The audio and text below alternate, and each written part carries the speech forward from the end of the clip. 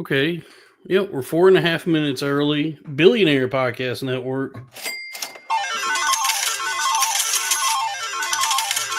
Fill her up. Welcome. Is the soundboard working? Yeah, that sounded good. That's good. I want to show everybody what I found today. Wait, hold on. I have to introduce the show, Kevin. Oh, sorry. It's Cornfed. It's me, the first billionaire podcaster, the Daniel Plainview of podcasting, the Caucasian Copperhead, the Golden Chocobo.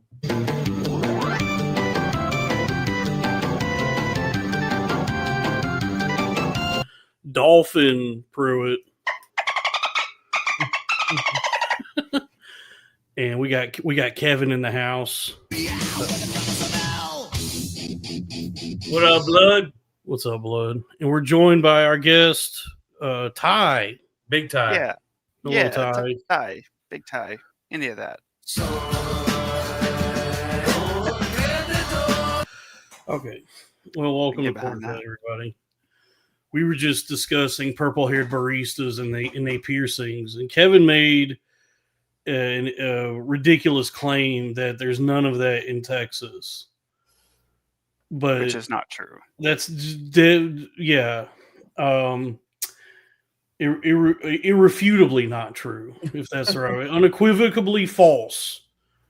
I told you, I said you live in a sundown town of like 900 people. Yeah, y'all motherfuckers never been to Gainesville. Yeah, you don't even have like black people, let alone purple haired baristas. Yeah. We So got I a get- couple on the football team. They're all on the football team, and they have to be. There's a lot of Texas that be having purple haired trans with the piercings. You got Austin, you got Denton, all them artsy parts of Dallas, even Fort Worth. Denton's becoming a lot nicer, actually. Oh, What do you mean by nicer? they're eliminating the diversity. Yes. They're getting rid of all the queers and coloreds in favor of the Christian white man. Yeah. Just fits in with the rest of the county. Yeah, I guess that's true. It's funny. It's like Denton is like it's Denton County, but it's always red because the outskirts. Oh, Right. It's one of the most conservative counties in Texas, It- just with the little blueberry in there. Yeah, Denton just fucks it up. Yeah, you have the college because smart Two. people are libs. You read enough books, you become a libtard. Yeah. That's what being smart gets you. And then if you are illiterate, you're what do they call them? That rightoid. Right? I have not. I've heard seen of that. It's like a new manner of speaking. Like you have like girls are foids and boys are moids, and then you have rightoids, which are like right wingers, and then leftoids. Freakazoid, the Steven Spielberg cartoon, which I guess that was the original one, maybe. I don't know. It was right alongside Animaniacs because I am old enough to remember it premiering. Did I remember it being on? I probably was too young to understand what the concept of a premiere was. I just remember it was always on. So you would have, because there was that Steven Spielberg revival of like Warner Brothers animation. So you had Freakazoid, you had Animaniacs, and Tiny Toons, and Pinky and the Brain. And it was like this return to just like good old fashioned hand drawn in a Korean sweatshop animation. But the shows were good. They were great. They were wonderful. And it's funny when you're a kid because how old you've been at that time? What was that? That was probably like 95. So I was probably 7. You were 7. 6. I would have been 2. But when you're a kid, though, like those shows are just always on, or it feels like they are. So in my mind, at the time, and even now, it's like, oh yeah, those shows had like 1,000 episodes. They were just like forever shows. But then you go and look, and it was like I think they only ran for like maybe 2 seasons. Yeah, but seasons back then were like 56 episodes on something like I think that. those shows Syndicated. were actually, I can't remember. I know there's some that are like staggeringly short, whereas Yeah. like when you're a kid, it feels like this show's just always been on and there's like 100 episodes. And then it come to find out you've just been watching the same 12 episodes on repeat. Right. Might have to just driving your parents insane. Let me check on it because I think Freakazoid was not on that long. It I was think just Freakazoid had 2 seasons. And I'd be surprised if it had 50 episodes total. yeah. Probably It was like just it was just like 26. a high quality show, so every It episode was was. good. I still think about Um, Freakazoid like every day. There's a reference and it pops into my head. yeah, Freakazoid was only 24 episodes. Broke in of those, there were 49 segments. So as far as like a 22-minute TV show, there's only 24 of those for Freakazoid. Do you ever remember the commercial where Freakazoid met Hank Hill? Dude, that sounds incredible. No, I don't remember That that. was for the Fox Network. Yeah, they were out advertising all of their cartoons, and they had all crossovers with like Freakazoid, Hank Hill. I want to say Earthworm Jim was in there at some point, maybe. That's awesome. Damn, dude, that's so 90s. That was crossovers used to It's just the be for best. commercials. It used to just be there were commercials and you would see your favorite shows collaborate to market to just promote each other. And now it's like it's just everything. Now you have to watch like 9 different things to understand the thing you want to watch. You two, do you remember the cartoon that had Garfield, the Ninja Turtles, Alf, No. Care Bears? The kitchen sink It cartoon. was every single cartoon character of like the early 90s and late 80s came together to tell you to don't do drugs. Oh, okay. So that Very makes sense. special. Yeah, that really stopped us. man. Yeah, they were able to forego licensing in the service of saving the children from. Actually, I think it was the opposite. All of the companies came together because, big tax break. Oh yeah, $2 super chat. Alt Rightoid. Yes, that's what. Yeah, that's what we are. Here. I don't even know if the alt right is still a thing. I don't know what's going on anymore. But we're talking about cartoons. Because it wasn't it. Because the first time that happened, I think was Roger Rabbit. Like somehow, Oh yeah. Zemeckis had enough pull in the industry, like he had enough leverage that he was able to join the houses, Warner Brothers and Disney for this one movie. But there were like a lot of stipulations that came with that. But it was like probably like one of the few instances where those characters interacted with each other, and I think probably the first time that there was like a crossover like that. Yeah. First Kingdom Hearts.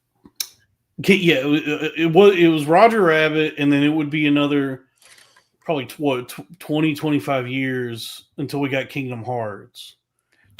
Is there a Roger Rabbit's Kingdom Hearts world? I'm not caught up on the games. There should be in part 4, especially since it looks like part 4 is going for a more not photorealistic, but I guess like a more realistic interpretation or animation for Sora and like the human characters. Based on the trailer I've seen, now there could be something fishy going on there about like whatever world he's been transported to makes him look more like not as cartoonish, right? But that would be fitting that if now Sora more resembles like a human person rather than like a big doughy-eyed anime character, that the juxtaposition of Sora with Roger Rabbit and the detective wanting to have sex with his wife. Hold on. Does this porn exist? Like it's like Pinky in the Brain, but like you're getting brain, but Pinky getting brain. Pinky, but in the back. But the porn title is Pinky in the Brain. Pinky. Is that already? Well, there's that black porn star Pinky. So it could be like Pinky getting brain, and it's like you're eating. No. It's like you're getting brain, but you got a pinky in the back too. Getting Pinky. So what is it? Pinky in the brain. Pinky while getting brain. And so it's somebody's sucking your dick while they shove their pinky up your ass. Right. Yeah, that's probably a porn title. We can make it if it doesn't exist. I don't want to do it. You This ain't Pinky in the Brain XXX, a real parody. I just wondered. We're gonna fuck each other's asses like we do every night, Pinky. The same thing we do every The night. same thing we do every night. Fuck each other in the ass. Hey, look what I found today, y'all. Okay. This is let's if I can get it close to the camera. 1963, but it's a silver quarter. That's cool, man. Is it clipped? What do you mean is it clipped? Is it a Jewish quarter? Or has it got the ridges? It's got ridges. It's got ridges. Yeah. Just like the ass that we put our pinkies inside of. Just like ruffles. So Ty, apparently we know each other already. Yeah, barely, but yes. Yeah, I was kind of startled when you showed up because you look like 20 different guys that I know. Yeah, I'm pretty bland. No, not bland, but you do have a like you met. There's like a particular what do they say now? Aesthetic, you know. I'm get lost in a crowd, average guy. I could be every dork drinking an IPA. Yeah.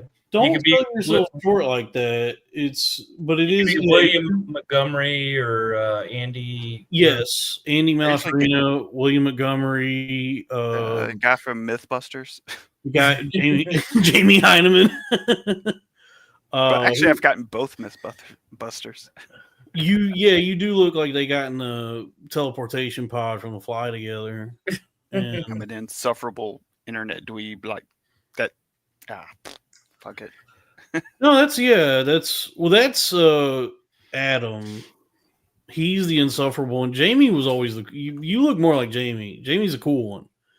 He's the one that hated the show and hated Adam and did not want to be there, but he wanted the money. And I respect that more than anything. I bet he busts more than those guys that are missing. He strikes me as a real buster. He busts. He got kids. It's crucial to making children the first step is busting. Yeah. I guess the first step is talking to a girl, and so that's why I don't have kids yet, because I'm scared.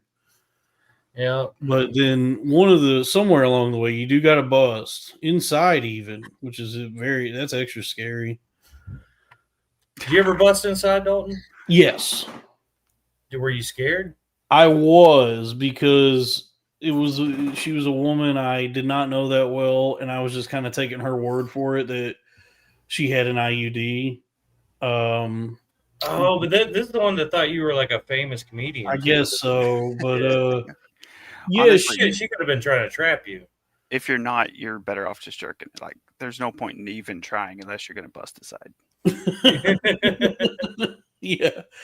Yeah, but she said, "Yeah, go for it. I have an IUD," and that was like my biggest concern. I wasn't even like considering any sort of diseases, which is also scary. But in the moment, I was like, "All right, as long as this isn't gonna make a child, because I got like 4 roommates right now. Like, I'm not in any position to become a dad right now, unless you want to raise this kid with my 4 mid to late 30s roommates." I don't know. She saw you on Are You Garbage, and she's like, this guy's going to save us.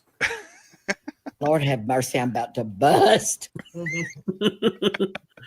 But yeah, I mean, it feels good. But then again, my thinking is that raw sex, sex without a condom where you bust inside, feels really good. That's the best. It's as God intended. But sex with a condom is still not bad. It's worthless.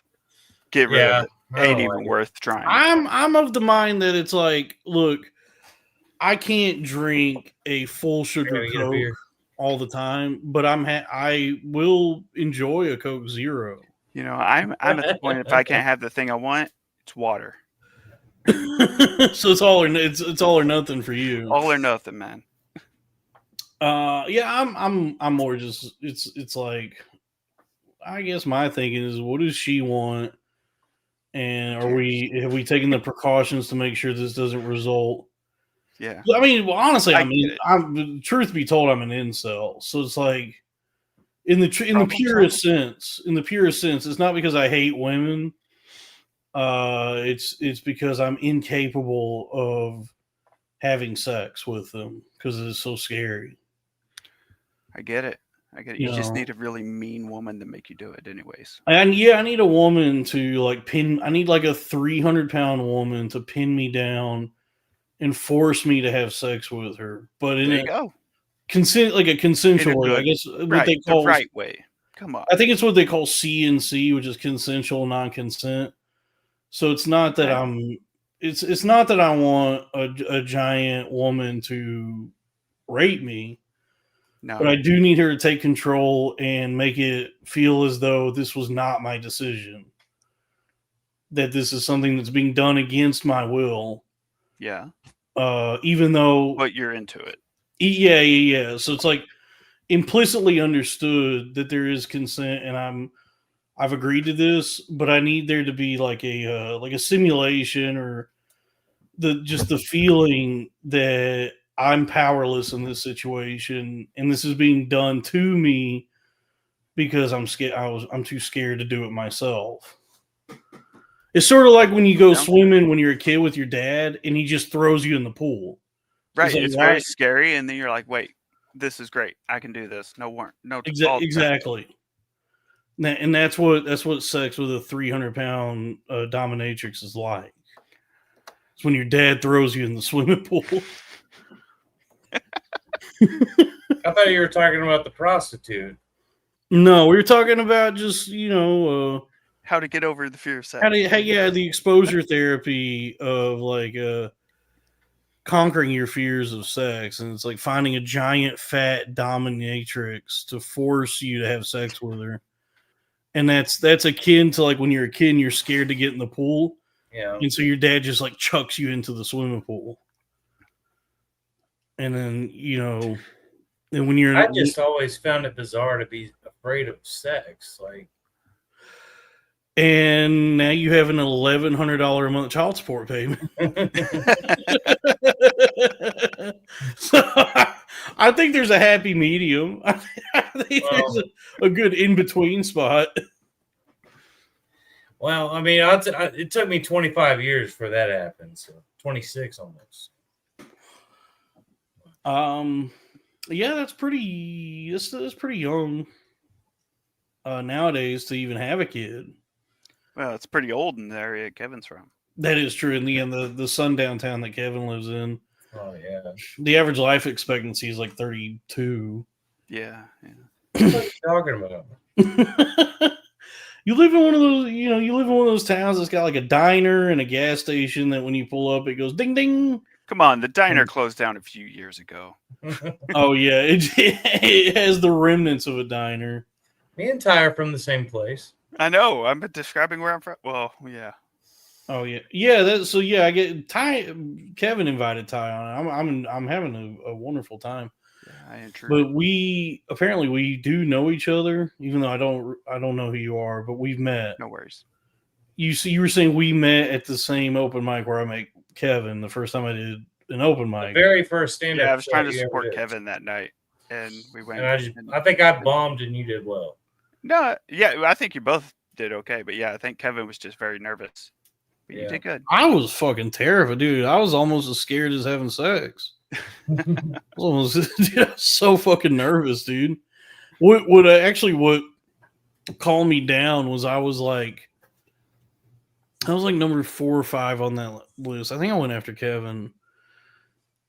What really calmed me down was when the open mic started, was seeing the first, like, the host and the first 3 comedians and just like realizing, oh shit, man, they fucking suck. Wasn't there a dude playing a song off of his laptop? Maybe, probably. That did happen a lot. I don't know if that was a stand-up set. Oh yeah, I mean this is probably so long ago, but I do remember like a guy on a laptop, and I was like, "What the fuck is going on? Why am I here?" Yeah, there was a lot of alternative comedy that was happening, and like every now and then somebody would do something funny, like somebody would try some goofy shit that I thought like, oh, you like executed this well, but more often than not, it was like, damn, dude, you should like probably focus on just like being funny first before you try to incorporate, you know, a washboard and a dildo. Yeah. So That was to me. I just thought that was such a cool place to do stand up. It just got ruined. oh yeah, well yeah, that was like That's the story of Denton. It's a really cool place, and then it got ruined. Yeah.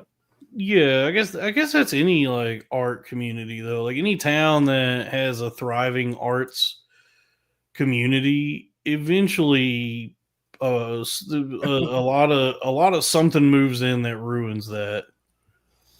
Because I had that just happened to Austin. That's been happening to Austin, but I think it's like All these rich assholes continued to come in. yeah, because Austin just used to be a bunch of like extremely broke people. I don't even know if they were like pursuing their dreams. I think they were just like content being poor and then being able to do stand up and like sidewalk paintings, like whatever they did. Right. And then when all the tech and entertainment industry moved in, it kind of like ruined the charm. Austin's not weird anymore. The shirt says "Keep Austin Weird." It's not weird anymore. Right. There used to be like bands that were so good out of Boston that knew they would never go beyond 6th Street. But they were just so good. Yeah.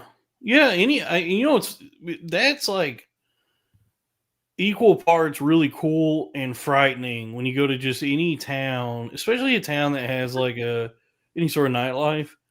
You'll walk into just some bar and see like hear one of the best bands you've ever heard live. And it's like really just bleak, frightening to realize like this is probably their ceiling. It's probably like as good as it's going to get for this incredible band that I'm listening to right now is performing at this bar in Pensacola. It's great. Why does that happen though? I think it's just it probably is like because it's a collaboration. You have like multiple people that are doing this, and it's like it's easier to stay at home than it is easier to stay at branch home, out. but then it's also just like everyone's own personal values and goals and what they want, and the contentions that can arise. Like if somebody wants more than what everyone, it's like everybody. That's like such a tenuous situation as like a band because it's like so many moving parts and everybody has to be on the same page for it to work. And that's why like a lot of times it doesn't. Whereas I mean, I guess like one of the cool things about like this, like what I do is no matter what, I mean, I have myself. So it's like I can do whatever I want. Yeah. I'm happy to work with you and all the people I work with, but then it's not that, but like with the bands and stuff, you think something would have changed with the internet now, but it just doesn't. Oh no, the internet. I guess there's like good and bad because the internet has allowed is like democratized everything. Where now everybody can get everything out there, but there's like so many people vying for the like market share, and it's just so flooded. It's just like this constant wall of noise, and it's hard for anybody to find anything, and it seems like it's difficult for anyone to actually make any money. So I don't. There's probably a lot of things to go. I do think like, I think when you go to a bar and you just see like a really kick-ass band and they have no interest in pursuing it further, it's probably mostly because to do so would mean so much pain and heartbreak along the way, and they're like, yeah, we're already in our 30s, so yeah, sure. Once you have kids, you're like, why would I do this when I could just go work at Peterbilt? Yeah, it's like I can go work my day job, and then on the weekends I could come here and do like covers of like Alice in Chains and all the hits of the 90s and make like, when we split the money, I make like $100 and I'm satisfied creatively covering the Toadies, Right. which actually would actually be pretty sick. satisfy some a big part of me creatively. Dude, if I go to karaoke and I get to sing Possum Kingdom, that'll carry me for about a week. Seemed like a backslider type. Backslide, that's a good one. The whole album's perfect. Rubberneck. I love that they did. There is one and done. We're gonna do one good one, And a whole bunch of bad ones. and then you look on Spotify and you go, oh, they kept going. I didn't know. But that one, I will say that one record, Rubberneck, front to back, there's not a single ounce of filler or anything that comes close to a bad song on there. So I still put it on at least once a year. yeah, it's a good it's in my rotation. It reminds me of the old times when I lived too close to the Dallas Edge Tower. The Dallas, the 92.5 at the time, or 92.5. And then it became 102.1. Yeah, Edge was 102.1. Yeah, they the broadcasted. Eagle was 97.1. Yeah, they broadcasted right near my house, so all I could hear was that station. And then what was 92.5 was Bo and Jim in the morning. And then what was this? Russ Martin. Russ Martin was on 105.3. 105.3. No, Russ Martin was 97.1 the Eagle. He was mornings. In the mornings, and then he went to the afternoons. And then he went, yeah. And then he died. Now he's dead. He is? How'd that motherfucker die? He died years ago. I know, but he was only like, he was in his 50s. It was like, I think it was maybe the whiskey. I don't know. His Batmobile backfired. Yeah, he did have a Batmobile. I thought when I was a kid, because I didn't get Stern or any of that. But when I was a kid on the way to school listening to Russ Martin every morning, I thought that guy, he was like the coolest guy of all time. Yeah, same. I was like, it's 7 a.m. and he's already drinking whiskey. Big Tex just caught on fire. Yeah. And Russ Martin's on the case.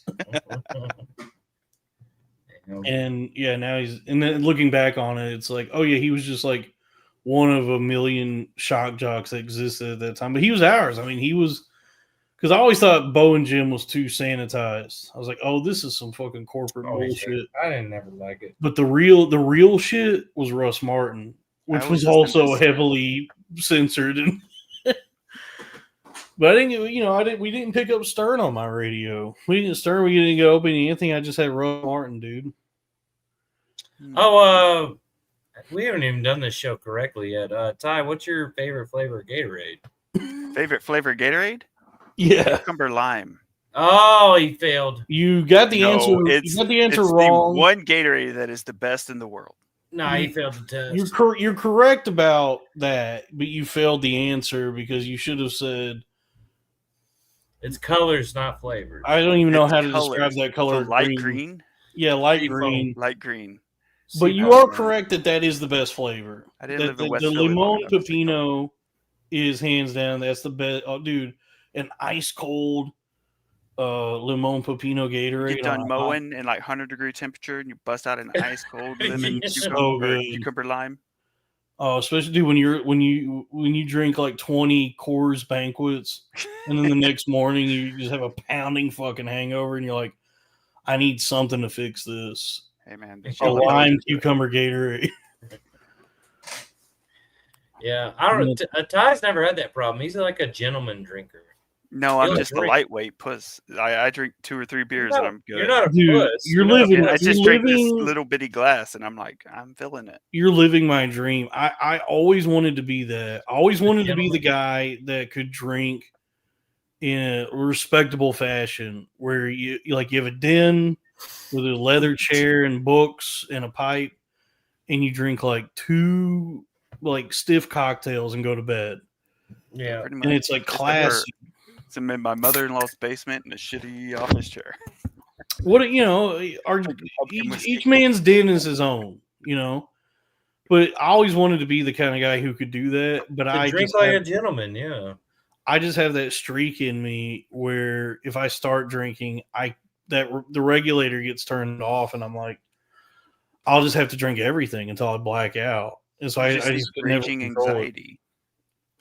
Dalton, have you ever ran into that guy who you're like, yeah, we'll go get some drinks, and then like he just stops and you're just like, oh, fuck. Yeah, every time. Yeah, It's like, I'm going, bro. I'm sorry. I'm about to ruin your night. just making an ass of myself every time somebody wants to go get drinks. I'm like, no, we're not done. We just got started. Yeah, what are you doing?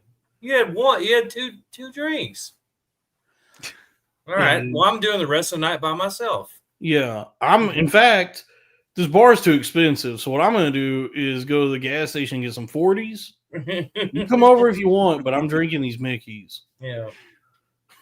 No, just the whole time, man. You stopped at 2. That's crazy.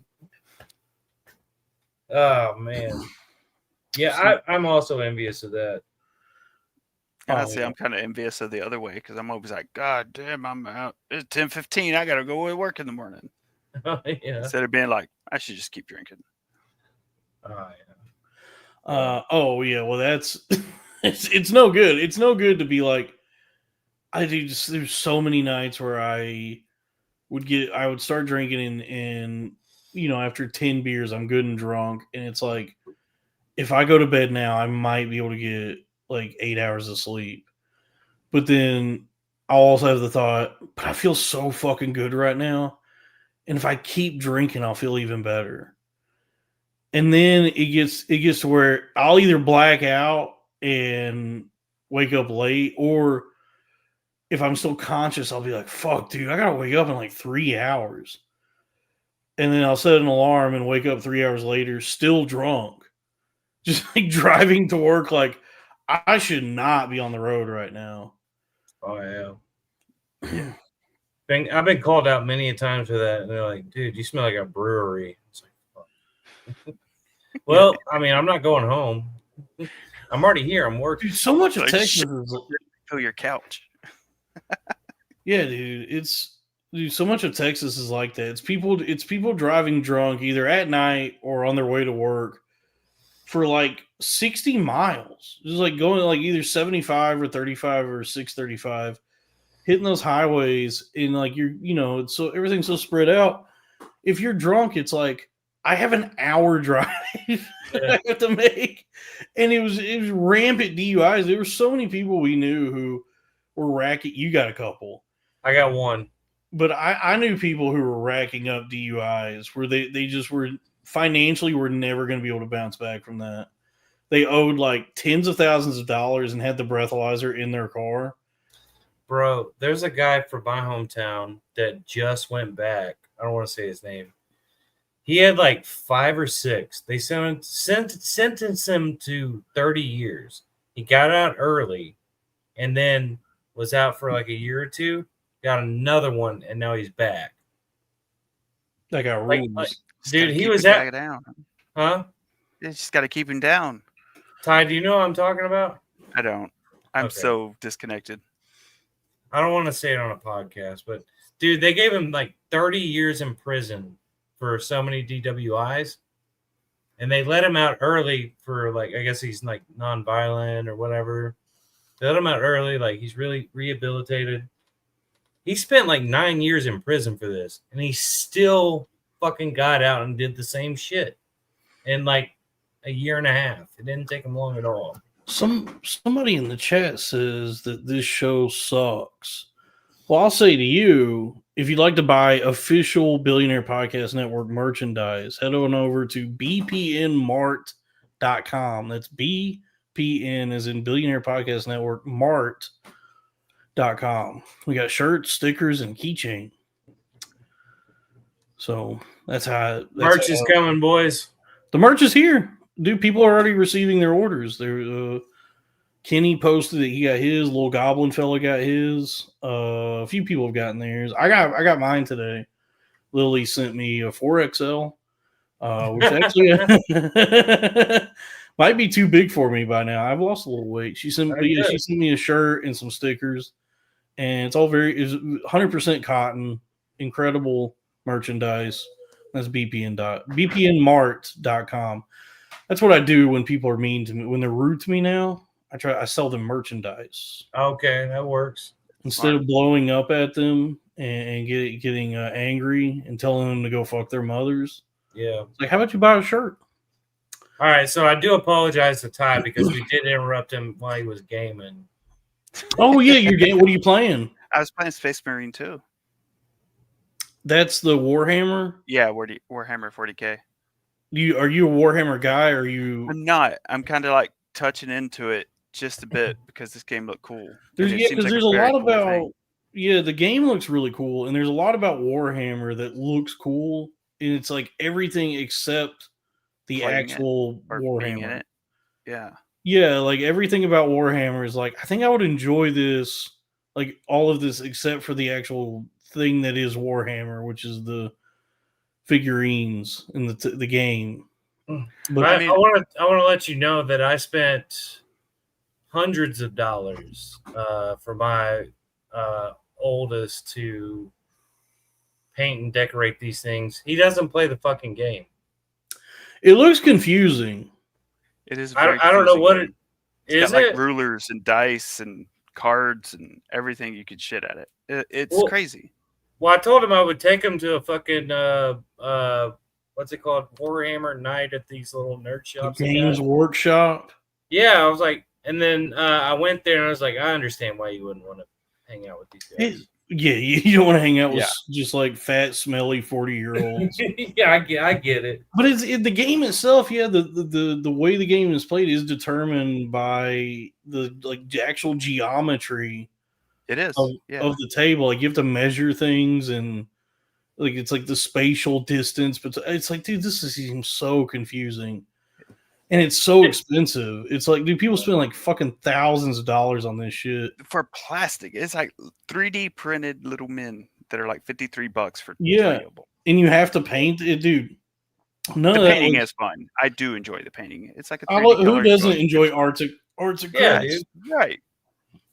We could pay ceramic pots for.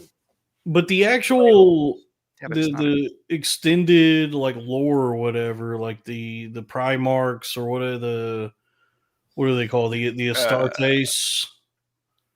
yeah, the Astartes. There The you go. Star, yeah, like the all that like that vision of the future where it's just like everything fucking sucks and we're in hell.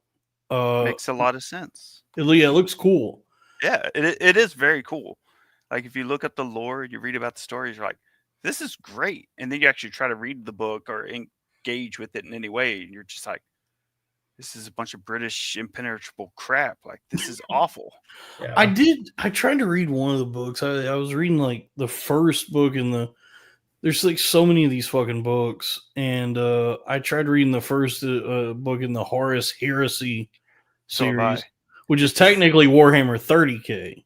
Yeah, but it's like reading the Bible. It's pretty tough. Yeah, there's even like it starts with like a just all the names of the people where I'm like, they just have like confusing names. I'm like, I'm not gonna remember none of this shit.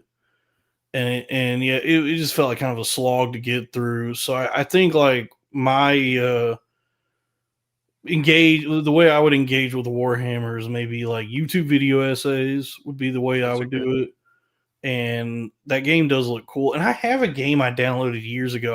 I never played. It was like on sale on Steam, but it was like Total War, the strategy game. Oh yeah, I have that too, and I've never been able to play it because I've never had a computer that would run it because I'm just too cheap to buy one. Yeah, it was really cheap, and I downloaded it. And I just never played it. It was like one of those, like, because Steam is such a good platform, you can buy games on there for like $5 and never play them.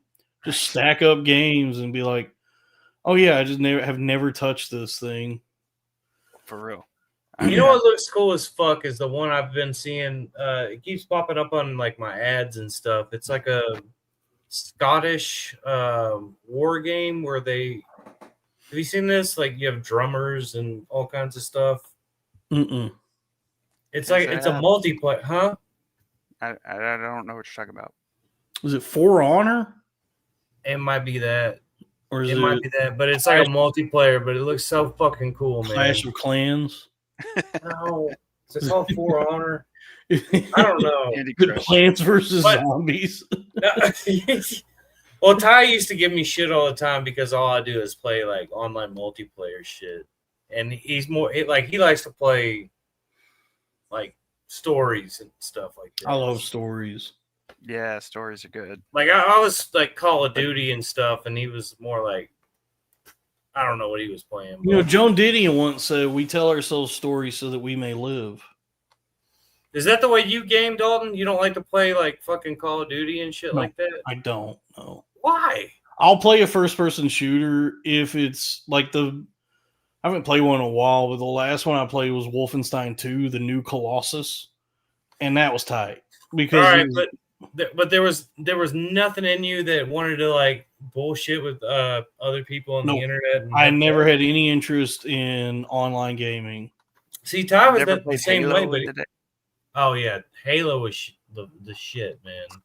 No, yeah, I liked the story of Halo. I liked playing the single player Halo, and the multiplayer to me was always like, oh, it's a worse version of the game with people that I have to play with people I don't like. Damn, I'm sorry you didn't have friends, dude. I had friends. No, I went. Well, I guess like I did go. The LAN parties were cool. Like when you were actually Oh yeah, those were with your tight. friends. The online thing, I've never liked it. I've never because it's just as like as much of an abstraction as the AI in the game. It's like I don't see these people. I don't know who they are. I just hear their disembodied voices saying slurs, and No, I get it now. Nowadays, I'm right along with you. yeah, It just took me a while to get there. and it's not fun for and also I'm not good enough. I'm just getting smoked the whole time. So I'm like, Yeah. I'm not having fun doing this. I'd rather play a game and set it to like normal, maybe hard if I've gotten used to it, and just enjoy my experience with it myself, rather than involving like teenagers who this is all they do all day every day, and they've gotten so good at this that you know they don't even like if you see what they're seeing, it wouldn't make sense to you how fast they're moving. Yeah. No, So I get it. but I don't play a lot of. I haven't played a video game in a while actually, but when I did play video games, I never was much for like shooters. I was always more. I like action and adventure. I like running. I like third person running around with like swords. So I like always enjoyed God of War. That was tight. Yeah. I thought they pussified it when he went to Scandinavia, where it's like I'm not playing these games because I want this guy to learn his lesson, and You want the opposite. You want him to continue. I Rage want is the best pure solution. unbridled rage Right. and the brutal execution of the gods. I don't want this guy to be like, oh, I'm so sorry. I mean, I've been a bad father. Like, I'm not looking for catharsis in a fucking God of War game. I guess what was cool about it was the way they kind of toyed with the mechanics, where it's now like Resident Evil 4 style over the shoulder. The axe was fun to play with. Right. But even then, spoilers, everybody. The whole time you're playing the game, you're wondering like, so what happened to the fucking the blades that he has? And then you finally get them like later in the game, and you go, "Oh, that's right. This is so much better. This is so much more fun than what I've been doing." Right. And then I didn't even play Ragnarok, but I like that. I like Zelda, and Zelda. I probably spent the most time with just like RPGs. Like I would play Final Fantasy 7, Final Fantasy Yes. 10, Chrono Trigger. That was a big one. That's a great one. Persona 5. Can you still go back and play Final Fantasy VII? Like, Yes. would it still hold up to you? Yeah. Yes. For real? Yeah. I just did it. For real? Pretty much all of them. Yeah. Even the first one is probably like the weakest out of all of them, but I still would enjoy that. Yeah, it's still fun in its way. Yeah. That was It's Super fun to see Nintendo, how it's right? changed. The first one? The first Yeah. one's Nintendo, and Yeah. then the rest start coming There's out. no way I could get through that, man.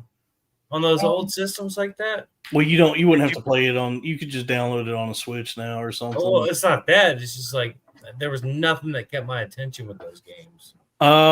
They start. The old ones. The new ones I can get through. Could you go back and play Mario? I mean, it wouldn't be that fucking fun. Oh, Really? Super Mario World's pretty fun. It's pretty fun. Even Mario Bros. Before that, Even pretty the fun. very first Smash one, Mario Bros. Bros. With Yeah, Duck but Hunt. I mean, it did. It does get like harder. Like if you take a break from playing it, go back and playing it, and then I'd probably be annoyed by it after like 20 minutes. So Well, that's anything. that's not anything. You go back to reading, you'd be like, this sucks. Reading already sucks. I'm trying to do reading that. was never fun. I'm trying to do that now because Those motherfuckers in school made me do that stuff, and I'm not going back.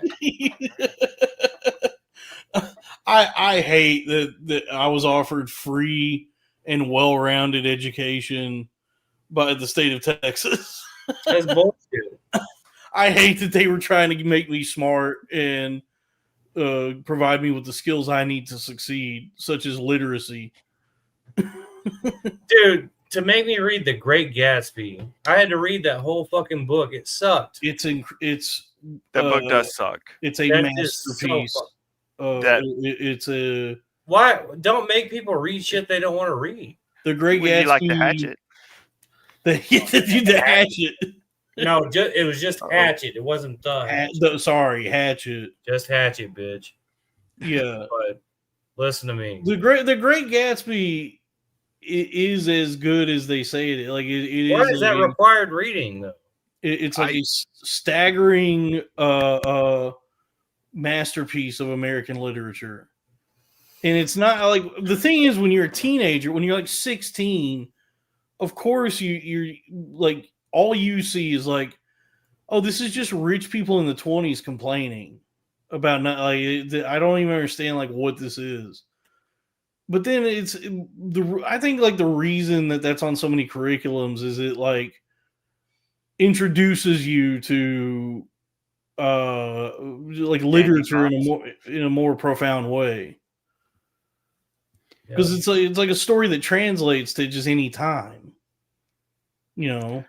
I mean, I guess what you're saying, but I'm still saying that it's written poorly and it sucks. I don't understand why Mick Foley's. I mean, excuse me, I'm sorry, I didn't mean to interrupt, but no, I don't understand why Mick Foley's autobiography is not like mandatory reading at school. Way more. I read it in school, and I'm a better man for it. Yeah, I don't. Way better read than fucking. That they should replace To Kill a Mockingbird with Mick Foley's. Have a nice day.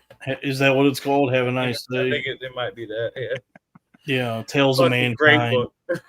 It's a great ass book. Okay, that's cool. I don't know what they're doing. They're wasting people's time with this shit, dude. Give them what they yes, I would say. Do what? We should learn about The Rock, Mankind, and China, and that's it.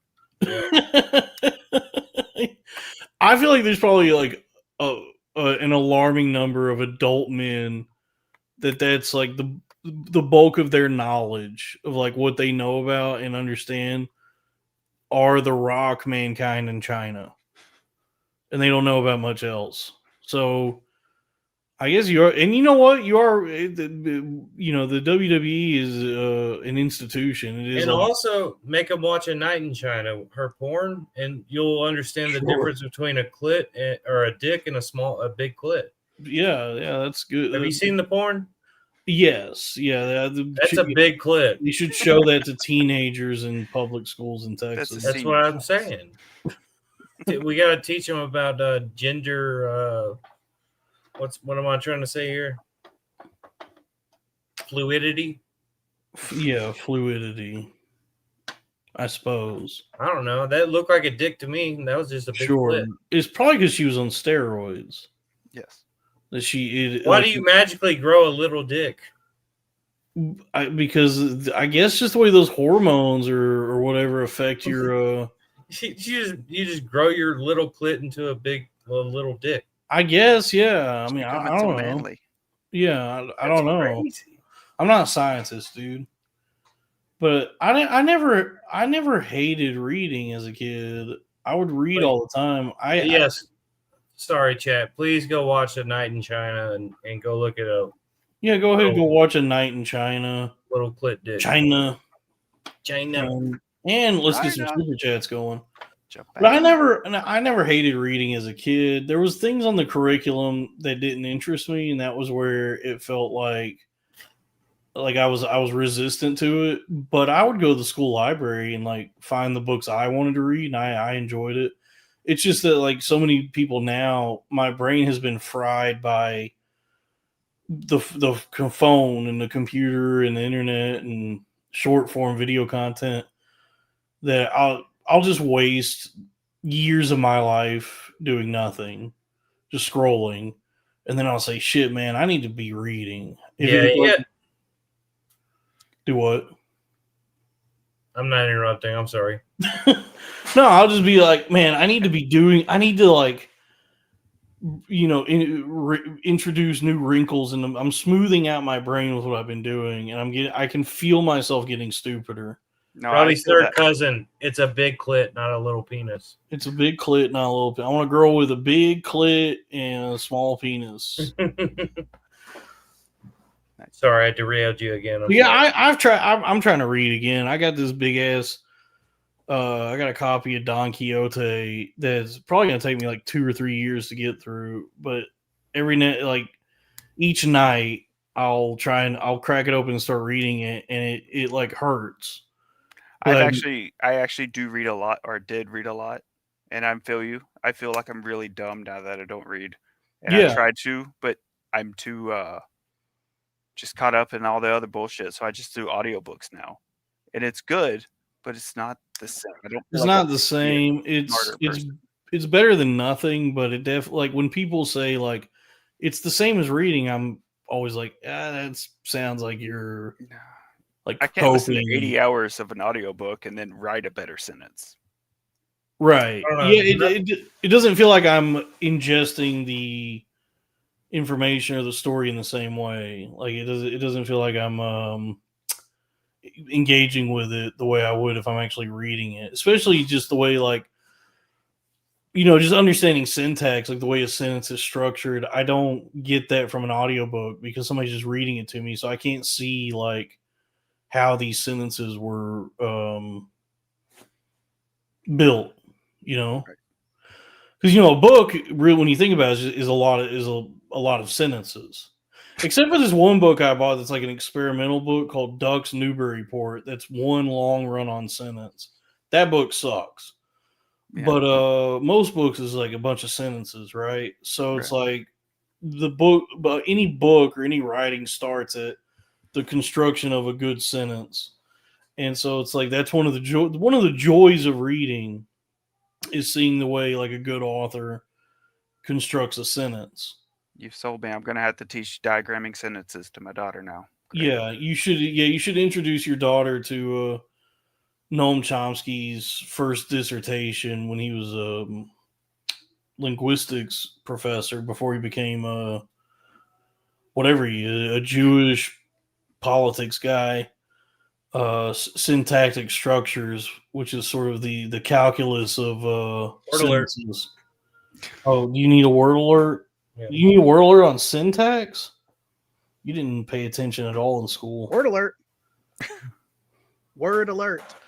Syntax is just the arrangement of words and sentences, like just the way we speak and the way we arrange words to make them make sense. So it's like Noam Chomsky, his first dissertation, his first like published work is called Syntactic Structures, which is like this fusion of math and language, where he kind of breaks down that it's like language itself is finite, but there's infinite possibilities within that, the way it can be arranged, but there's still rules to it to make it make sense, like with regard to grammar and structure. Did you read this? I tried. It was so confusing. Yeah, this sounds pretty dull. Dude, he starts writing like actual formulas like that look like algebra, and I'm like, you might be overthinking this. You might be overthinking how to do a sentence. But it was interesting. It was like something where I was like, if I was actually smarter, or if my ambitions were that of whatever this would benefit, if this benefited me, I would probably read this. But I don't think what I want to do with my life, this is something I really need, and it's hard. It's confusing. But that's the thing, books is confusing. But if you read enough of them, I guess they stop being so confusing. Yeah, but you got to read good ones. You gotta read good ones, yeah. Just read Dune. Don't even get me started, dude. Don't even get me That's what he started on Dune. lost his damn mind reading that book. I That did. book could lose your mind to. Yeah. Everybody tunes into this knows about all that. But yeah, Dune for me happened for me at the same time that I was like experiencing a psychotic episode. Yeah. And so I and you know what? I wasn't entirely wrong, but I just was feeling like I was also developing like some kind of prescience. Yeah. I think what I do think what it was. It wasn't that I was like doing a bunch of drugs and could see into the future, which is what I thought was happening. I think it was just that I was becoming so obsessed with like the world and the news and everything. I was like really zooming in on things, like paying attention and gathering information, and just was, educating myself on certain things, and then was able to predict like where things might be headed. So there were some ideas I was having at the time that I've been vindicated about, but I don't think it was because I had Dune powers. I think it was just because one of the, I guess like when you're in a psychotic episode, one of the, I don't know if it's a benefit, but side effects is you do become more focused and obsessive, and that can resemble prescience. Just because it's like, oh, I'm paying attention. Yeah, no. I get it. And that has to be a bad book to read at the time, because you're just like, am I the anti-messiah while reading it at the same time? As I was reading it, I said this is a metaphor for not. I mean, it is a Messiah story, and it's like, so in my life, the Messiah is Jesus Christ, and therefore I am the risen Christ, and God is talking to me. Damn, bro. So that's where it gets dangerous. But one of the things I was right about was that, because like in that story's like resource that they're extracting is the spice melange. And so I said, at the time that this was written, what would that have been? Probably actual spice in real life, like actual Sporty spice. In 65, it probably still would have been like actual salt and turmeric and shit, like the East India Trading Company. Baby spice. And then MSG. But then as like oil drilling started to become more prevalent, that the oil became our analog to the spice melange, right? And so I started thinking to myself, so what is oil now besides actual oil? Like what's oil? What's the new spice? And because I was in the psych ward, they were feeding me lithium, and I said, I've read about this in the paper.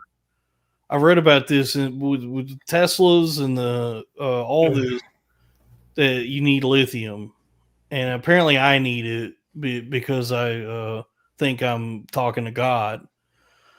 So I started researching it, and I was like, so what are all the lithium companies? How do they extract this? What's the mining process look like? And at the time, because this was during the big EV bubble of like 2021, 2022, so everything was just booming. That was like back when Tesla stock was like, like $1,000 or something. Right. But so I started researching it, and so I found like all the big companies, like the one in Chile and all these other companies, the way they mine for it is like kind of dirty and inefficient. But then I found this like newer company that had, there was this big discovery all along Southwest Arkansas and East Texas, this huge reserve of lithium. And so there was this like company that's been around since the 90s, but they had gotten the bid on this project that was they were starting to build out to do the extraction for it. Is a company called Standard Lithium. Okay. And I said this is the one to invest in.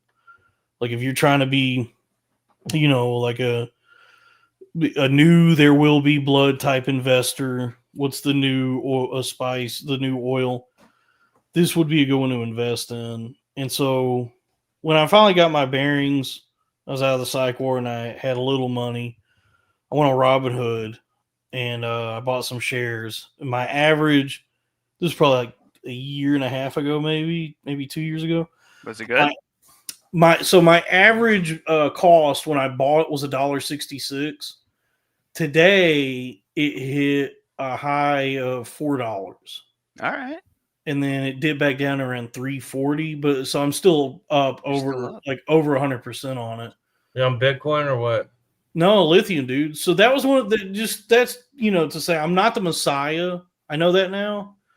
I'm not the Muad'Dib. I'm not the Lee Son El Gabe. I'm not the Kwisatz Haderach. Not the Mahdi. I thought you. Which is the next? What is that guy? Kramer. I am the next Kramer. I am. He gonna say the N word. I'm the next Kramer. Jim Kramer. Oh. I thought. I honestly, I would rather be inward Kramer. Inward Kramer. They respected me for saying it. That was all-time set, though. Probably the greatest. One of the most all-time talked about sets. Yeah, probably the greatest stand-up comedy set of all time. I mean, how do you top it? Maybe with this, whatever just happened to Theo Vaughn. That might be the. What was that? Do you have the story? So, from what I gather, from what I've read, is he got a Netflix deal for a second special with them, and his first one was terrible. It was to be, and that's why they gave him a second one, because it's Netflix, and so it was to be taped at the Beacon Theater, and he was, performing that night to make this hour comedy special. And from what I've read, he not only bombed, he seemed to just like melt down, like he short circuited, like he couldn't remember his jokes. He kept having to stop the show and go backstage and recalibrate. Yeah, he just couldn't hold it together.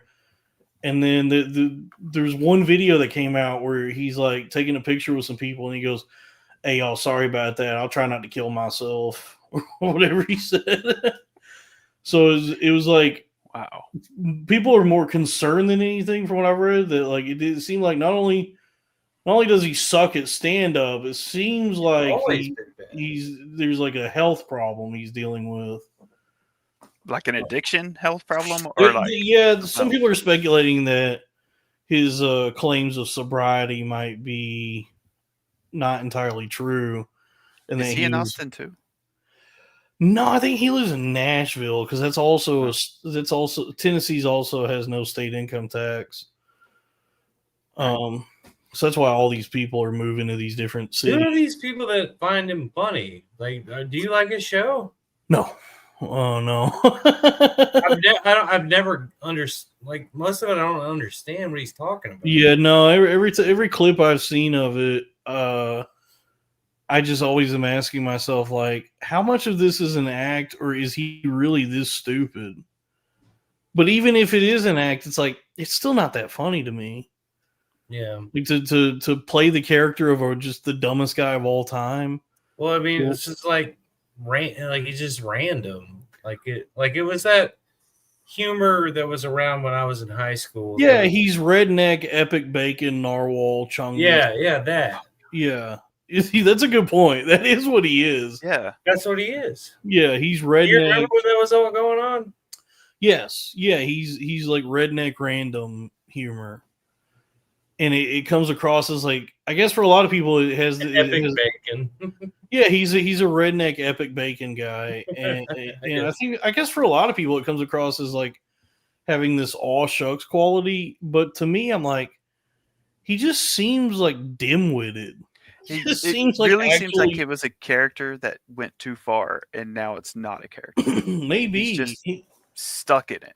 he, is what he he, seems he to not be. only seems dim-witted, but like if he's not a fucking idiot, then he's just duplicitous because he's like weeping about Gaza, and I'm like, but you just had dinner with fucking Trump Jr. and Jared Kushner, and you're hanging out with JD Vance. Like, call your friends and tell them to stop doing this. Then call your buddies and be like, hey, can you guys stop sending Israel money? Oh They just say man. no. No, we yeah, can't. no, yeah. So it's like, so it's like either way, it sucks because one possibility is that he's just a fucking moron and is oblivious to the like what's happening when he's sitting there palling around with Trump and JD Vance. That's bad. If he's not a complete fucking idiot, then he's complicit. Well, he's complicit no matter what, but then he's like knowingly complicit, where he's like, you know, manipulating people to think that he's a fucking idiot, and then he cares about the things he says he cares about while he's like actively participating in the, you know, all the things that are making him cry. I mean, So, God damn. damn, you give it a lot to think about.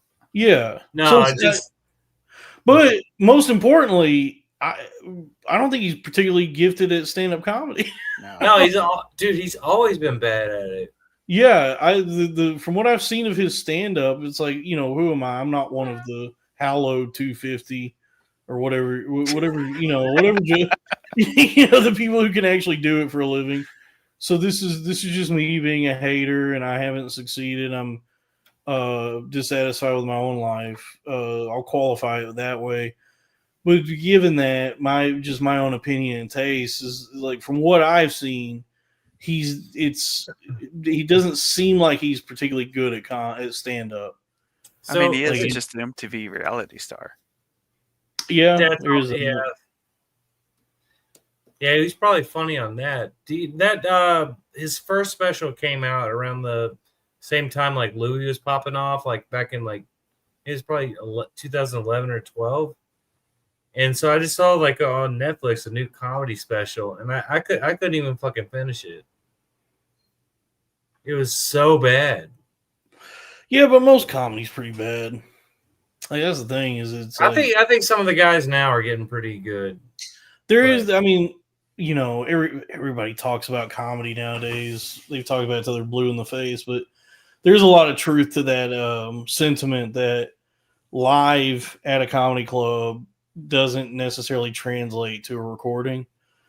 Because we've seen guys like these road dogs who, if they tried to do an hour special, it would fucking suck. Yeah. But in the room, it's so fun. Oh yeah. You know, it's like you go see somebody like Ben Creed. It's like, yeah, I don't know if he should record an hour special, but live at the comedy club, it's like, this is pretty fun. No, I'm sure in the back you're watching Ben Creed and being fucking pissed. I'm sure. No, I like Ben Creed. I always like those guys. I like Ben Creed. I like Todd Yon, J.R. Brow, BT. What's Ty, do you watch any of the new specials? I'm sure you like Shane and those guys. I don't watch anything anymore. I sometimes catch YouTube stuff, but no. Like, honestly, I'm kind of turned off when people get too successful. I just kind of stop following them. Like, I do hate it when people have more money than me. That's my biggest issue with any of these people, is they have more money than me. Yeah, I like people that are struggling like me. Yeah. I like somebody who's like teetering on homelessness. Right. I want them, you know, when they go to a Sonic, that's like their fancy night out. Oh shit, my screen froze. Hold on, you guys. We got a super chat. Give me one. We'll read the super chat here in a second. I got to refresh, so I'm going to be gone for like 2 seconds. Ty, there's not one stand-up special you've watched that you've enjoyed? Let's see. Last stand-up special I watched 5 years. was, hold on. I think last one I watched was Chris from Brooklyn's stand-up special. It's like Chris 30 from minutes. BK Chris? Yeah. Doom Eternal is $3.99 on Steam. $5 always their cousin. Thank you. That's a fun one. Doom Eternal? Yeah. What is that? Oh, it's a game. Video game. It's Doom. Yeah. Yeah, I don't You watched want- Chris from Brooklyn stand-up special? Yeah, I think it's funny. I Who? thought I liked it. He was on Dalton's podcast. BK Chris from Brooklyn. Oh, Chris Vega. Yeah, he's a good dude. Yeah. Yeah, I like him. I didn't know how knowledgeable you were about all this. I watch his podcast like every week because it's funny. It's still going. Oh, High Society. Yeah. Really? But, Yeah, I used to watch it. Yeah. But my problem is I don't find any joy or interest in the things that used to interest me anyway. Like I can relate to that. I'm like 100%. I'm an adult man now, and the world has gone gray. Like it's just it's not. I'm no Nothing longer is- the target demo, so everything sucks. Yeah, nothing is as colorful or vibrant as it used to be. I was thinking about that today. Like when I was a kid, just like rolling around the grass, swinging on the swing set, everything was like brighter and more colorful. It felt like just the world was magic. And now that I'm like a grown man and I've been kicked in the teeth so much, and I'm not the target demographic, just all the life has been sucked. Everything has just turned like a pale gray color, and it's like I struggle to find joy in anything. Maybe that's what they call that clinical depression. I don't know. Yeah. I think it's because I'm not probably just I need to exercise more, get more sun. I did go for a hike today. I hiked like 2 miles. Did you eat a squash? I did not eat a squash. No, I had soft That's serve. the food. Is that a goal to eat a squash? We used to he had squash updates every week. No, Okay. yeah, I do like squashes, but no, I did the fat guy thing where I said, "Oh, I did something healthy. I was active. It's time to treat myself," and I had a soft serve. Nice. I had a hot fudge sundae. That's good. That's good fat guy attitude. It was really Good with good. Yeah, you know fat math where you go, "Oh, okay, so I hiked 2 miles. I'm allowed to have a large hot fudge sundae." I parked in the back of the parking lot. I can grab a Snickers. Yeah, I can hit the Annie Ann's on the way out.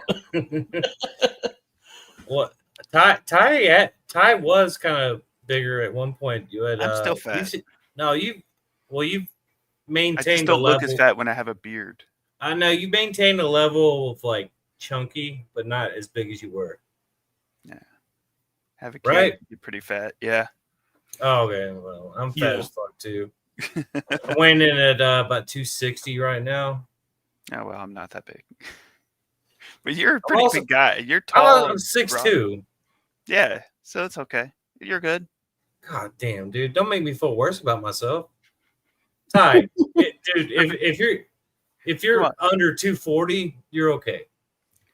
Then I'm okay. Oh shit! I Right never on the did. verge. Hold on, I never did play the theme song. Let's play the theme song.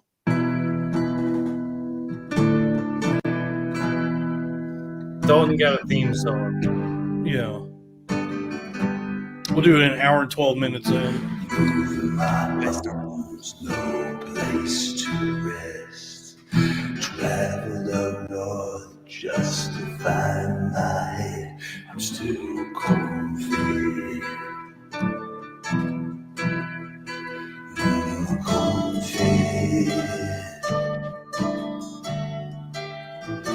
No place to rest. Travel up north just to find my head. I'm still confused. Hey Ty, do you got to be up early? Yeah, but whatever. We're live All right. now, right? You This have is no the We're idea live. We're live. How they're doing? I just don't want to keep you up too late. So Yeah, let's play the theme song, and that's the show, everybody. No, It could be. I mean, yeah. I do don't wanna- enjoy these. I enjoy hanging out with my buddies, Kevin and Ty, who I just met. No, This is Oh, nice. just Or met. that I met 12 years ago and am now Is that reminded. 12 years? 2014, so 10 11 years ago, I think. Yeah, that was when I was still dating my wife. So yeah. Oh, nice. Tell her I said what's up. Tell your wife I said what's up.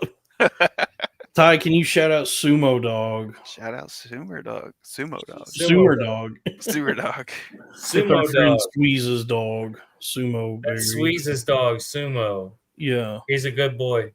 Nice. He's a good boy.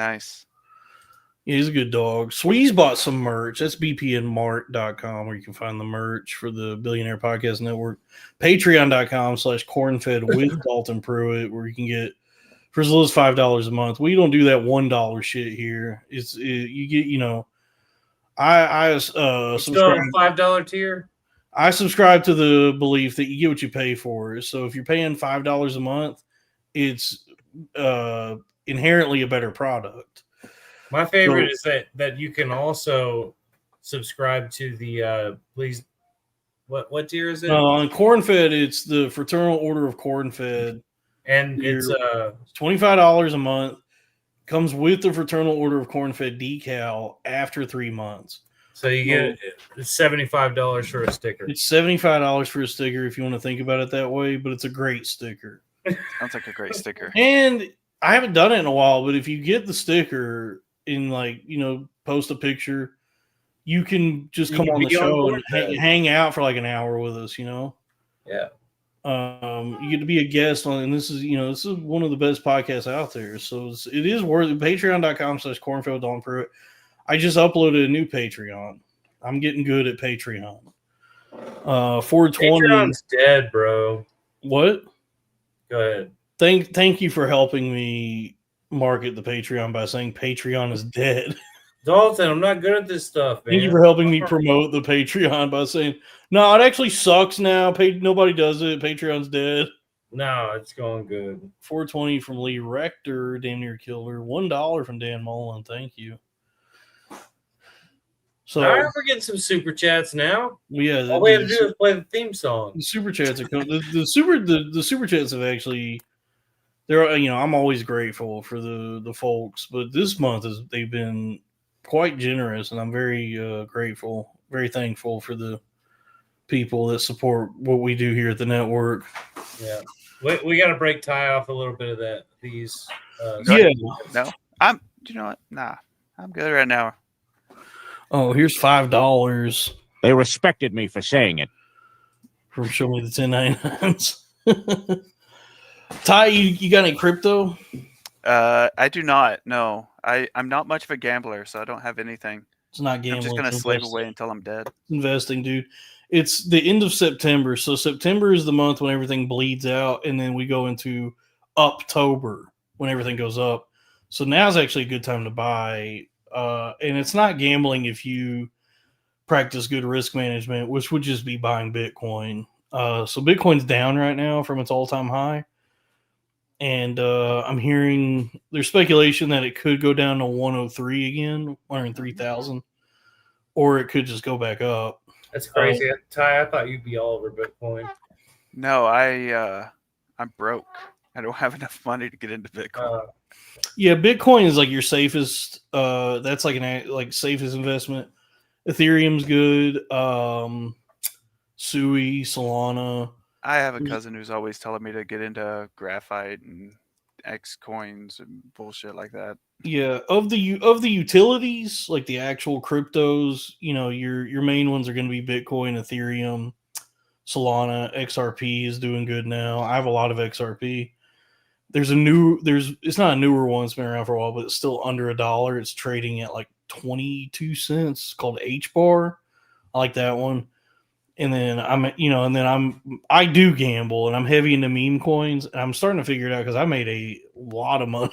Nice. I made like $5,000 a couple weeks ago. All right, pull out, dude. You need the money now. Yeah, I sold it, Kevin. Don't tell me what to do. When I say I made $5,000, it's because I wouldn't say I made $5,000 if I didn't take the profits on that. I would say I'm up $5,000 if I still was letting it ride. Might be a financial genius. You should invest that right into Kevin. Yeah, he'll throw that all into Natty Lights. Yeah, so Keystone Light, bitch. Yeah, so meme coins can be profitable. Not if you do them the way Kevin does it, where it's like, oh, I'm up $20, I should sell. No, you gotta hold, you gotta believe, you gotta shill your coins. If I put $100 in and I was up 2,000, I'm gonna pull. I would definitely pull. Of course. I couldn't do it. Yeah, of course. Like, yeah, if you turn $100 into $2,000, sell it. but yeah, I've got, I got everything spread out. I have a diverse portfolio. You got your asshole spread out. Mm-hmm. But That's the the real people retirement hate plan hearing right about there. this shit. It's all interesting to me, like what crypto is. I get why people are hesitant to want to hear about it or talk about it, because like up till now, the people that are like really into it from what we've seen are just like the most obnoxious assholes on the planet. Country ass whooping drop. How long's it been since you've had an old boy from Oklahoma whip your ass? I guarantee I got me about a janitor and a drum full of ass whoop I'm going to get down there and pour on you. But it is what I think is cool is the way it gives you like control of like finance itself. Like It seems like the dumbest people I know, it's a way for them to show that they're successful in some way.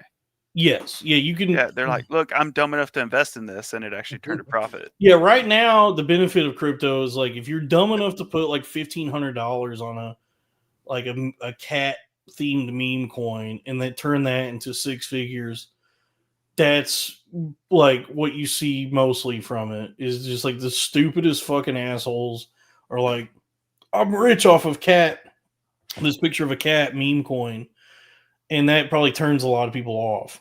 But the actual like fundamentals of it, what does this mean? What'd you call me out on? I don't know. I guess I called you dumb. Maybe. Yeah, I guess so. But he also gave me Anti-comedy. Hold on. He also gave me money, $5, an anti-comedy, and others Kevin's anti-salesmanship. Oh yeah, the Patreon. Oh yeah, don't buy shit, guys. Save your fucking money. This is my message to the audience. Sorry. You were doing that shit last week when I was already mad about some other shit, and it was genuinely pissing me off. I was getting so fucking mad about that. Yeah, but you like I was saying, guys, save your money, and you were getting more super chats. Huh? Yeah, I didn't even see it wasn't even registering with me that like that it is funny. I was actually like so fucking mad. I was like, dude, now is not the time. to me, like I have that because I feel like the chat is me. Like this is me in the chat. I feel like, and I'm like, save your money, bro, dude. You're young.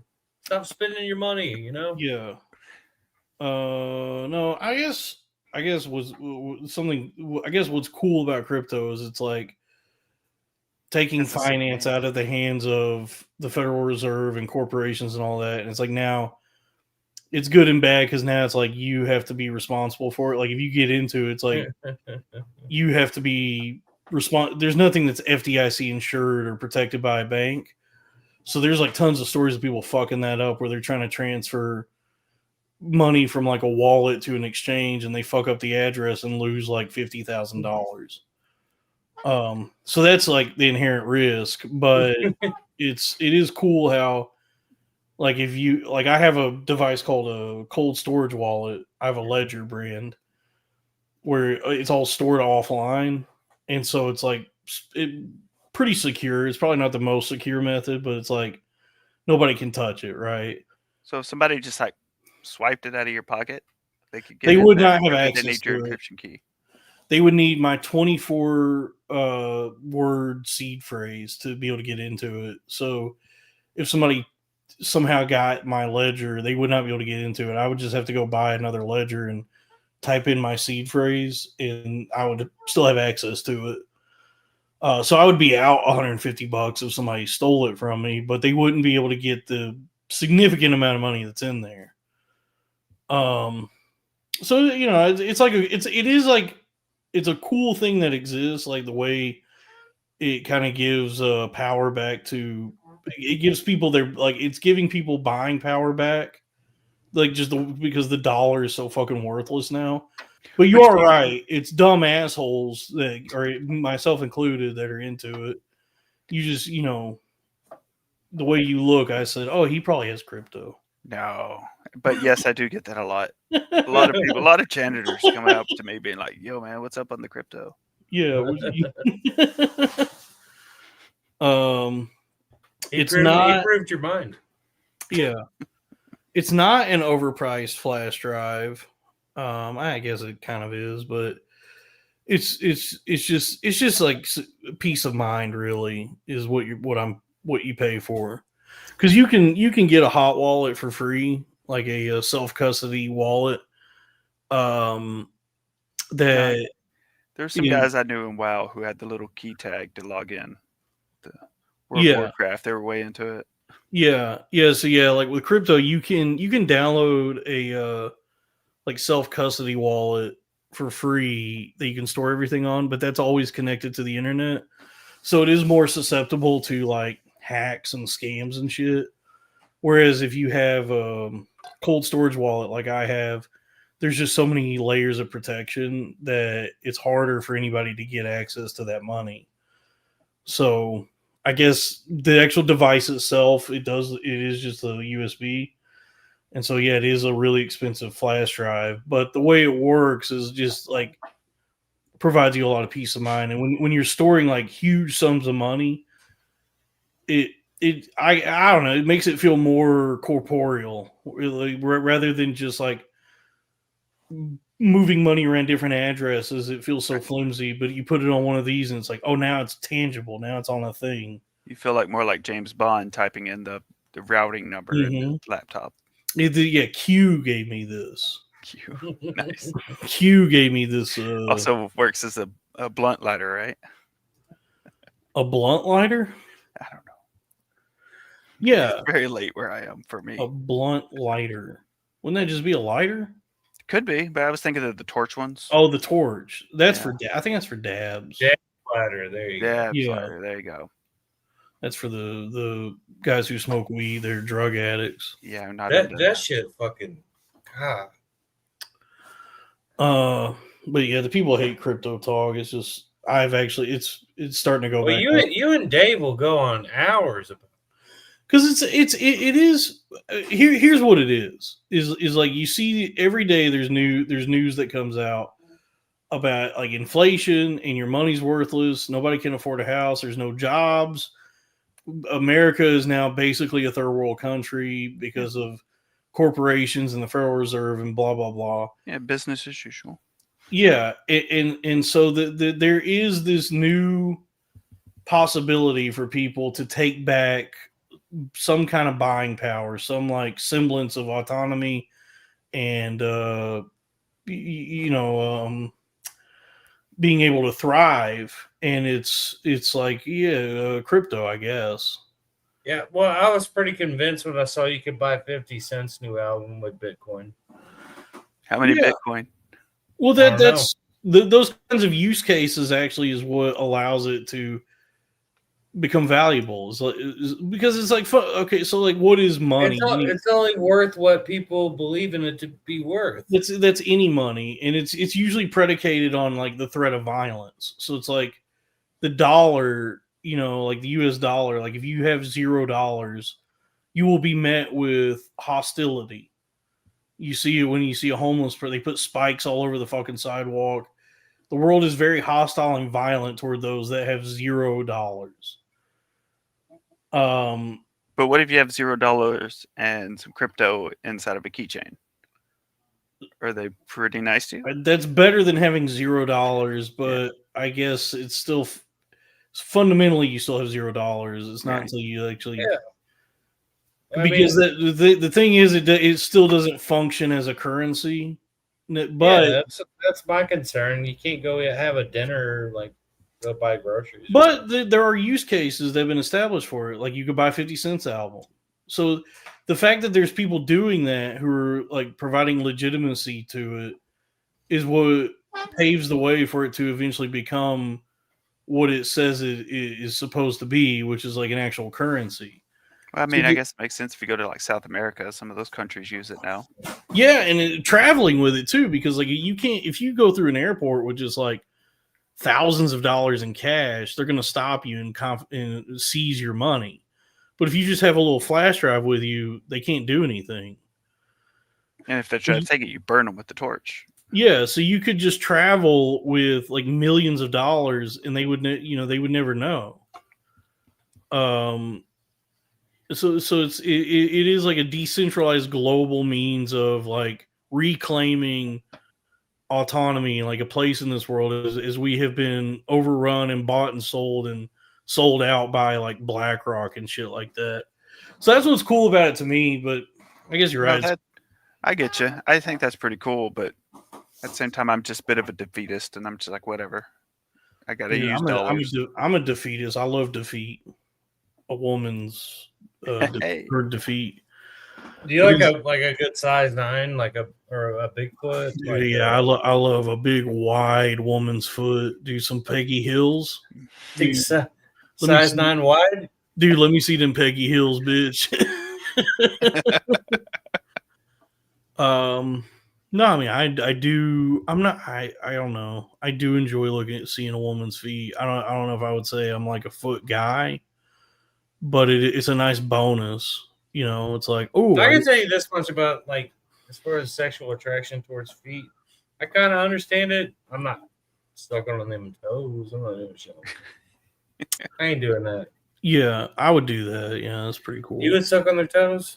I would do that. I would not do what Sal's all into eating ass. No way, Jose. That's the doo doo. That's where the Yeah. doo doo is. Yeah, But you don't go in the doo-doo. yeah, but I can understand like the feet thing, especially like when you factor in stank, like the pheromones that come with stank. Oh, that's bad on the feet, man. Yeah, it's like when a woman, like if a woman goes for a light jog and then she lets you get a deep inhale on her socks. No, I don't That's like pretty it. cool. As long as she's I not don't wearing like that. Birkenstocks, it's going to be a fine. Also, Yeah. you said you like armpit hair, dude. I don't trust this anymore. Yeah, I don't mind it. Yeah, it doesn't matter. I don't like. I hate it. Sexy, rich, independent, and my legs are hairy. No, hell no. That's the one fucking thing you could do. You demand me be 6 foot tall, then I demand you fucking just trim up. Not mad This for is a real. good point. To be fair, Sal is all into eating everything, not just ass. Yeah. He'll hit a CC's buffet and then a woman's ass. For dessert. Yeah, I'm but having he ass also for gets some dessert. cinnamon rolls also.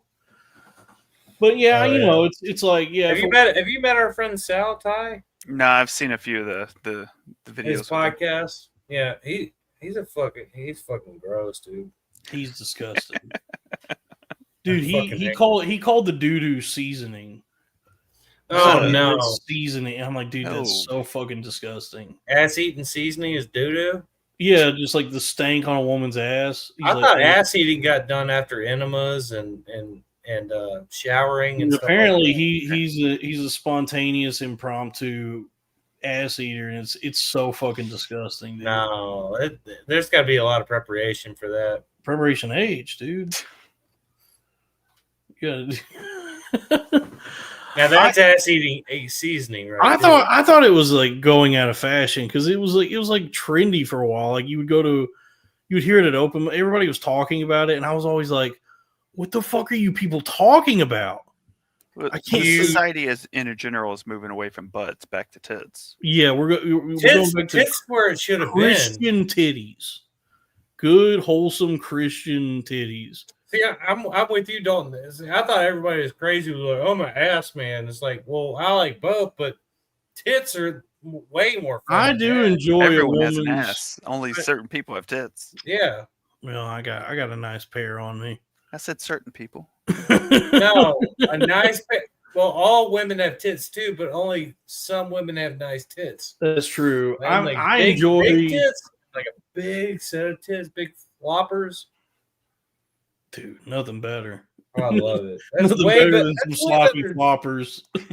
That's way better than like a well-toned ass. You know? Well, I do enjoy the vision of seeing a nice plump derriere. It is nice, and it ignites in me something primal that says like, "Oh, between those cheeks are the holes that I'm supposed to have put my penis in." Yeah. Or the one hole being her vagina. I'm not really supposed to put my penis in her butthole. Nah, but I mean, tits should be more favorable, I think. But yeah, Just- titties are more like transcendent because their primary function is to nourish a babe. Mm-hmm. But then also I do find a lot of joy in looking at them and feeling them and sucking on them myself. And so there's like a It's like it supplements sex, you know. yeah, they have like this ethereal quality that's not found in the ass. Yeah. Like motherly, I would say, because like there's really the ass has no function as a mother for a mother. Shitting Like, and farting. yeah, the ass is yeah, it serves the purpose of shitting and farting. But like, See, I'm done with that. I don't want that in my life, man. yeah, but for like, you know, for a mother, for like what a woman's like a woman's function as a propagating the human race, the ass really does not serve a purpose therein, whereas the tits are vital. Right. Yeah. And in that way, closer to God. Right. Why does no one ever? I mean, I guess it's included with the ass, but hips, they're like lower. Yeah, tips. hips. Oh no, I like that too. Yeah, birthing hips. That's a big thing. See, that is the ass is much just more a figure, man. The ass and hips are more base, like more primal and kind of perverse because like that elicits in you feelings of like carnal desire. It's like, oh, this woman has big ass and big hips, therefore she's good for like bearing and birthing a child. And so that makes me want to put my penis inside of her. Whereas like a big fat set of tits indicates like, oh, she would be great at feeding a child, but also I want to suck on them. And so in that way, she's not only the mother of my child, she's my mommy. Yeah. It's the sort of Yeah, you're going with the that godliness the godliness of celestial femininity that exists within the tits. Can I say something about hands? They're What good about for grabbing my penis. Right, but so say if you met a woman and there was nothing attractive about her but her hands, could you get horny for just her hands? No, that's weird. Because she's just jerking you off. Then. Because hands are the one age indicator. You can never make your hands That's look true, young. yeah. So you always look at those, or man hands versus lady hands. So if it's just lady hands and the rest, it's like, nah. But what No. what if like a really ugly woman had just a great set of hands? Oh, so it's like, can you put this paper bag on your entire body? Just reach and through then this just hole. jerk me off. And just put your arms through the holes. Yeah. And I'm jerk me gonna off put the sleeping bag over you. Just unzip right here and then reach out. and grab my penis. Yeah. Puppet show, but But could you get over that? I don't think I'd just be like, nah. Great set of hands. You know, yeah, that would be I get what you're saying, because like, you ever see those milking tables where you like lay flat on your belly and put your penis through a hole, and on the underside is just a woman who jerks off your penis? It's a point. Wait, you never had a massage? That would be tight. That would be cool. Yeah, you just like a great set of hands. Yeah. There you go. Yeah, and all she needs is a great set of hands. So it could be like a bridge troll under there with immaculate hands, and you would be none the wiser. Right. All you know is you're getting jerked off, and it feels really good. Right. So I get it. Yeah, I get what you're saying. Yeah. Then like say you go to the next booth and it's fucking like old wrinkly hands and they got like moles or fucking warts and shit all over them. You don't want to get jerked off. Oh by that. yeah, it's like, oh, I'm getting jerked off by a witch. Yeah. Dude, she's putting a curse on my penis. It's real It's a callous skin job. sandpaper hands. Dude, it's like a cat's tongue. These hands. Yeah. I'm telling you, there's something attractive about hands. Dude, I think every part of the woman is beautiful, except their brain. except for their vocal cords. It's like, just all that yapping, dude. The perfect woman is one with who has a really bad case of laryngitis, or is just born mute, but with beautiful hands. A beautiful hand is a vegetable. Yeah. Can't think. Can't have Yep. can't have opinions and feelings and shit like that. I would love that. Just a meat sack full of holes to put your penis inside Just of. a really well moisturized Helen Keller. Yeah. Just somebody intelligent enough to say I consent. who can sign their name with an X. Yeah. Do you consent? And they just put an X on it. All right. Now grab my penis. Oh God. Wow. I hate women. I don't co-sign that. I'm just joshing. You're a fucking pussy. I love talking to girls. It's scary. Talking to girls is scary, What are you talking to girls for?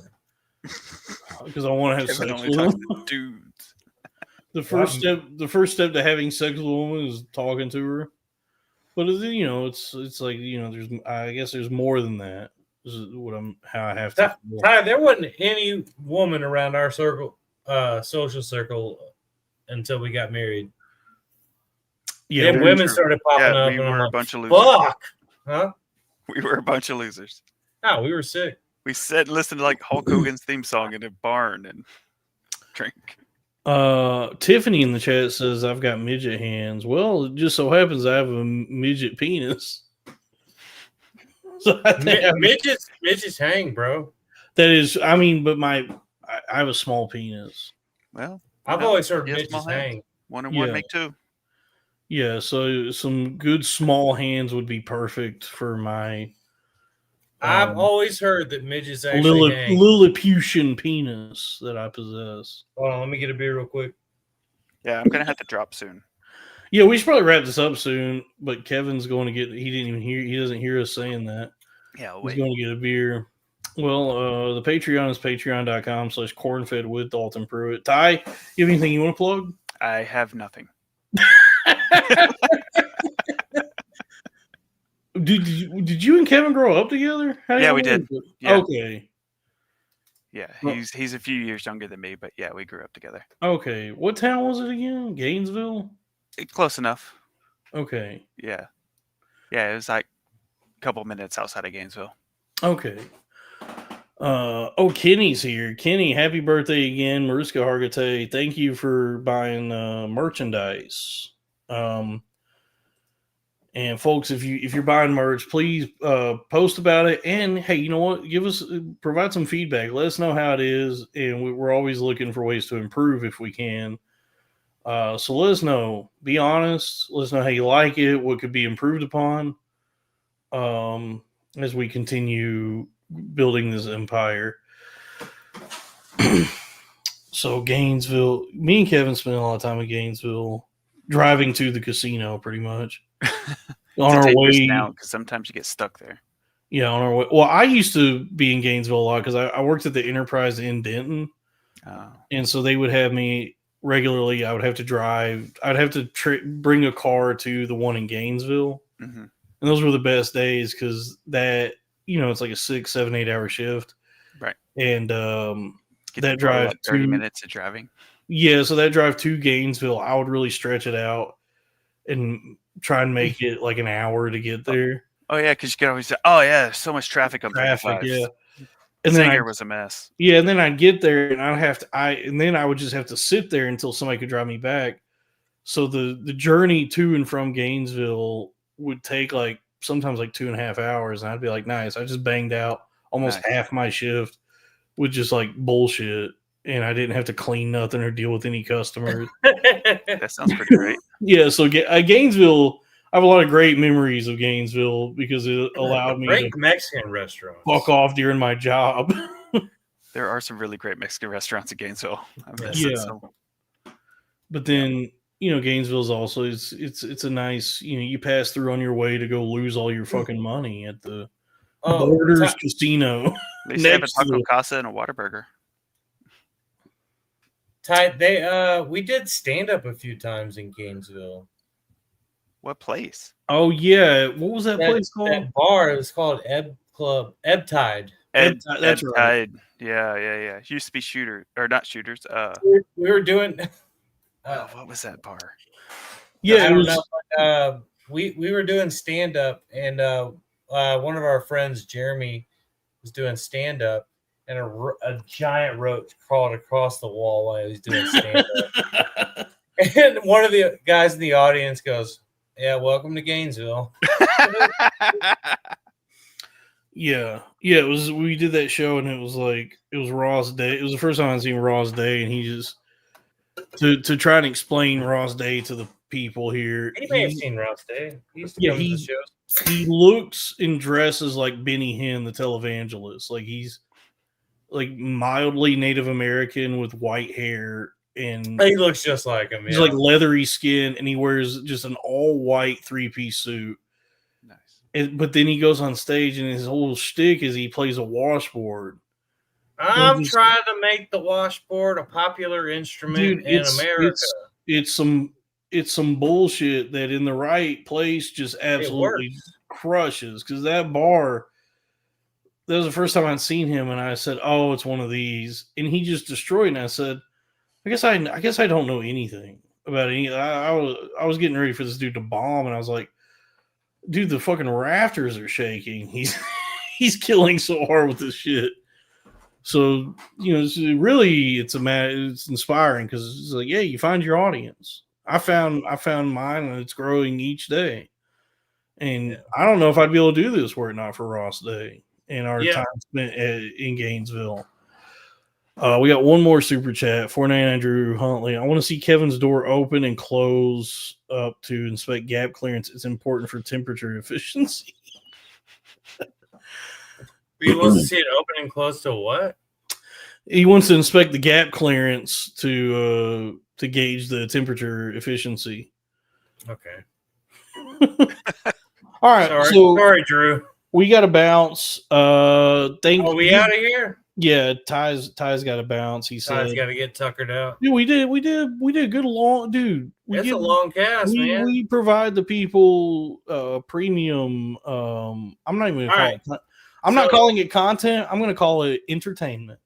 Ty, so I wanted to bring Ty in because I think he'll be back now. You want to do it again? It was fun. Yeah, thanks for having me. Yeah. Yeah, So I always thought Ty would be a good podcaster. So we'll have Ty back on sometime. Of course, we gotta figure out what's going on with Sal, and I want to Carrie too, but yeah, we'll keep going. Hey, Ty, sorry for keeping you up late. No worries. But have a good day, man. All right, take it easy. Take it easy. And folks, that's the show for this evening. Corn-Fed. The Patreon again is patreon.com/cornfed with Dalton Pruitt. This is on the Billionaire Podcast Network. Ka-ching, did you fill her up? And we have the store now for the Billionaire Podcast Network is bpnmart.com. Right now, what we offer are shirts and stickers and a keychain for the iteration of the Crowder Boys that no longer exists because Crack quit the show. Well, you're still doing the Crowder Boys this week, right? We're still going to keep doing the show weekly. We might at some point have to change the name, but for now, it's still the Crowder Boys. It's me and Robbie, and to be determined a third. But for we got the merch on the website. Crack quit the show to go be friends with the famous people he would rather be friends with. But the merch is great. 100% cotton shirts. We got stickers. We got in fact, Lily sent me some. These are not part of the sticker pack that we're selling, but they are good stickers. She sent me a sticker. I put it on my little mug here. These are premium stickers. Oh, I want one. Yeah, I'll hit up Lily. I'll pay for it. All right, go to bpnmart.com. I get a Lily sticker. I don't know about that. I mean, she I'll hit her up. She'll send you one. I got her on Twitter. I'll just message her. Yeah, hit her up. That's the merch, Patreon, and we're gonna keep doing shows. You know, we're building a majestic golden empire. And, hey, we got a little core of the internet, and the fans are showing up. It's soon to be a big corner. Okay, All right. this is a golden empire on the hill, 1,000-year Reich for the Billionaire Podcast Network. So thanks everybody for tuning in. I appreciate all y'all. I'm very grateful to have this audience and to see it keep growing, and your continued patronage is much appreciated. I love all of you, and please be safe. Good night.